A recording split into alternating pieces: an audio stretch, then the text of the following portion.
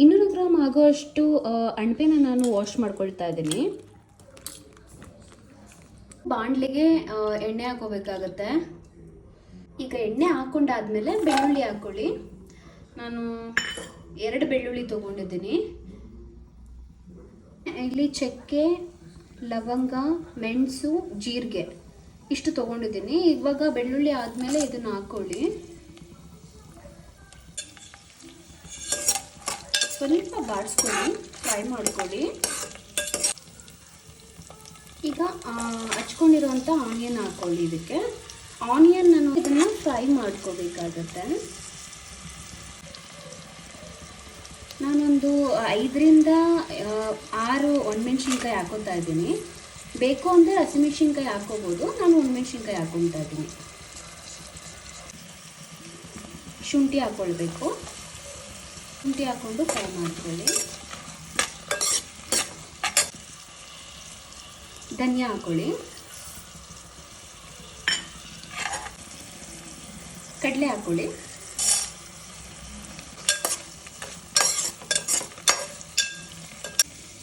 ಈಗ ಇದೆಲ್ಲ ಹಾಕ್ಕೊಂಡು ಕ್ಲೀನಾಗಿ ಫ್ರೈ ಮಾಡ್ಕೋಬೇಕು. ಕೊನೆಯಲ್ಲಿ ಏನು ಮಾಡಬೇಕಾಗತ್ತೆ, ನಾವು ಕೊಬ್ಬರಿ ಹಾಕ್ಕೊಳ್ಬೇಕಾಗತ್ತೆ. ಅರಿಶಿನ ಪುಡಿ ಹಾಕ್ಕೊತಾ ಇದ್ದೀನಿ ಲಾಸ್ಟಲ್ಲಿ. ಹಾಕ್ಕೊಂಡು ಇದನ್ನೆಲ್ಲ ಫ್ರೈ ಮಾಡ್ಕೊಳ್ಬೇಕು ಕ್ಲೀನಾಗಿ. ಲೋ ಫ್ಲೇಮಲ್ಲಿ ಇಟ್ಕೊಂಡೇ ಮಾಡ್ಕೋಬೇಕು.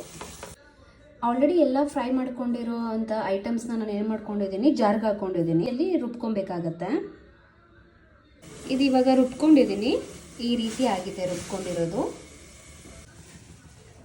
ಮತ್ತೆ ಬಾಣಲಿ ಇಟ್ಕೊಂಡು ಎಣ್ಣೆ ಹಾಕ್ಕೋಬೇಕಾಗತ್ತೆ. ಆನಿಯನ್ ಹಾಕ್ಕೋಬೇಕು ಫ್ರೈಗೆ. ಮಶ್ರೂಮ್ನ ಫ್ರೈ ಮಾಡ್ಕೋಬೇಕಲ್ಲ, ಸೊ ಆದ್ದರಿಂದ ಸ್ವಲ್ಪ ಆನಿಯನ್ ಹಾಕ್ಕೋಬೇಕಾಗತ್ತೆ. ಸ್ವಲ್ಪ ಪುದೀನ ಇದ್ದರೆ ಪುದೀನ ಹಾಕ್ಕೊಳ್ಳಿ, ಟೇಸ್ಟ್ ಚೆನ್ನಾಗಿ ಬರುತ್ತೆ.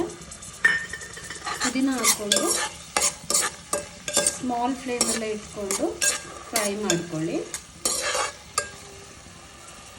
200 ಗ್ರಾಮ್ ಅಣಬೆನ ಈ ಥರ ಕಟ್ ಮಾಡಿ ಇಟ್ಟಿದ್ದೀನಿ. ಮಶ್ರೂಮ್ ಹಾಕ್ಕೊಂಡಿದ್ದೀನಿ. ಹಾಕ್ಕೊಂಡು ಫ್ರೈ ಮಾಡ್ಕೊಳ್ಳಿ. ಮಶ್ರೂಮ್ನ ಒಂದು 4 ಮಿನಿಟ್ಸ್ ಇಲ್ಲ ಅಂದರೆ ಒಂದು 3 ಮಿನಿಟ್ಸ್ ಫ್ರೈ ಮಾಡ್ಕೊಳ್ಳಿ. ಈಗಲೇ ಸ್ವಲ್ಪ ಉಪ್ಪು ಹಾಕ್ಕೊಂಡ್ರೆ ಮಶ್ರೂಮ್ಗೆಲ್ಲ ಕ್ಲೀನಾಗಿ ಉಪ್ಪು ಹಿಡಿಯುತ್ತೆ. ನಾನು ಸ್ವಲ್ಪ ಉಪ್ಪು ಹಾಕ್ಕೊತಾ ಇದ್ದೀನಿ. ಈಗ ಮಸಾಲ ಸೇರಿಸ್ಕೊಳ್ಳಿ. ಇದಕ್ಕೆ ಮಸಾಲ ಹಾಕಾದ್ಮೇಲೆ ನೀರು ಆ್ಯಡ್ ಮಾಡ್ಕೊಳ್ಳಿ.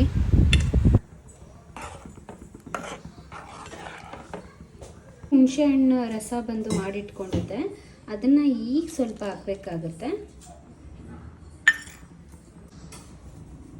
ಮತ್ತು ಉಪ್ಪು ಎಷ್ಟು ಬೇಕಷ್ಟು ಹಾಕ್ಕೊಳ್ಳಿ. ಕ್ವಾಂಟಿಟಿ ನೋಡ್ಕೊಂಡು ಹಾಕ್ಕೊಳ್ಳಿ. ಈಗೆಲ್ಲ ಆ್ಯಡ್ ಮಾಡ್ಕೊಂಡಿದ್ದೀನಿ. 10 ಮಿನಿಟ್ಸ್ ಇದನ್ನು ಕುದಿಯೋಕ್ಕೆ ಬಿಡಬೇಕು. 10 ಮಿನಿಟ್ಸ್ ಬಿಟ್ಟು ಆಫ್ ಮಾಡಿದ್ರೆ mushroom sambar ready. Sambar ready ಆಗಿದೆ. ವಾವ್.